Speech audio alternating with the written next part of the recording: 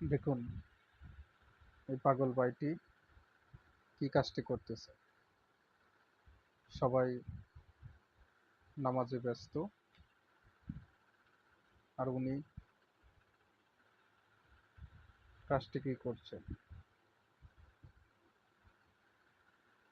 আমার কাছে দেখি খুবই ভালো লাগলো যে সে একজন পাগল ব্যক্তি হয়েও যে কাজটি করেছে।